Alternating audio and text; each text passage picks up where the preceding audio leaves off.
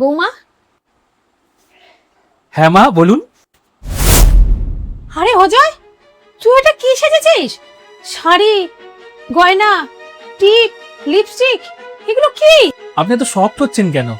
এখন থেকে আমি আপনার ছেলে নই, এখন থেকে আমি আপনার মেয়ে। আরে তোর কি মাথা খারাপ হয়ে গেছে? খোল খোল এসব। না মা, আমি এগুলো কিচ্ছু খুলবো না। না এটা না এটা না এটা, আমি এগুলো পরে থাকবো। তুমি এগুলোর অভ্যাস করে নাও, কারণ আমি তোমার মেয়ে, ছেলে নই। তাহলে এবার বলো, আমি তোমার জন্য কি করতে পারি? বৌমা, এখানে আসো তো শিগগিরই। হ্যাঁ মা বলুন। দেখো অজয় কি পড়েছে দেখো। মা অজয়, তুমি আমার শাড়ি পরেছো কেন? ওসব কথা ছাড়ো, দেখো তো আমাকে কিরকম লাগছে। এই শাড়িতে, এই লিপস্টিক, এই টিপ, এই চুড়িতে কিরকম লাগছে?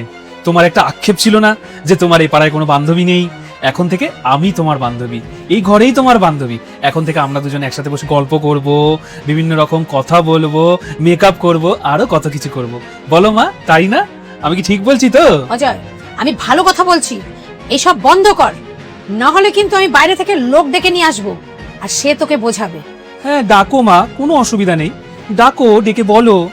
আর তারা যখন আসবে, তাদের তুমি কি বলবে? যে তোমার ছেলে মেয়ে হয়ে গেছে, নাকি তোমার মেয়ে পছন্দ নয়? তুই এটা কি বলছিস অজয়? আমি ঠিকই বলছি মা। তুমি যখন ডাক্তারের সাথে কথা বলছিলে, তখন আমি ওখানেই দাঁড়ানো ছিলাম, আর আমি সব শুনে নিয়েছি।